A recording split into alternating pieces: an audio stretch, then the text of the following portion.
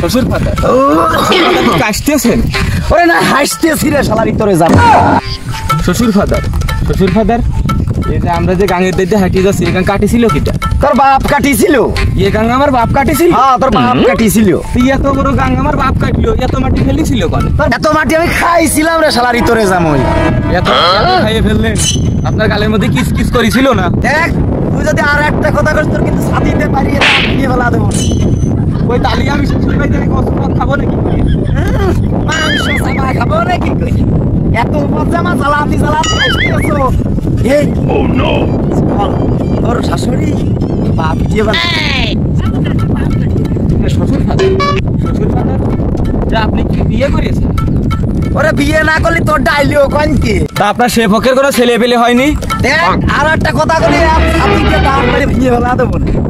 ওই তালি তো আমি কলামি শ্বশুর বাড়ি তাহলে আমি গোস্ত চাপা খাবো না কি করি? গোস্ত চাপা খাবো না কি করি?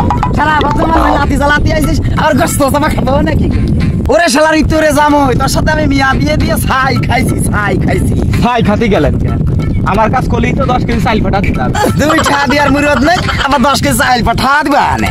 শোনো মেয়ের বাপেরা, নিজের মেয়ে অন্যের ঘরে তুলে দেওয়ার আগে যাচাই বাছাই করে নিতে হবে যে ওই ছেলেটা তোমার মেয়ের যোগ্য কিনা, তার ভরণ পোষণ সমস্ত দায় দায়িত্ব সে পালন করতে পারবে কিনা, তারপর যাচাই বাছাই করে নিজের মেয়ে অন্যের হাতে তুলে দিন।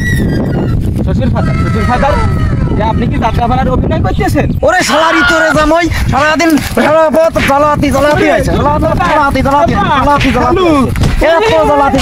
শালারি তোরে জামই।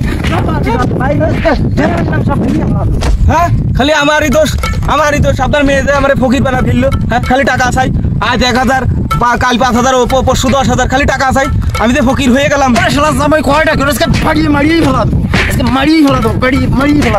মারিয়ে ফেলা দেবো, মারিয়ে ফেলা দেবো। শ্বশুর ফাদার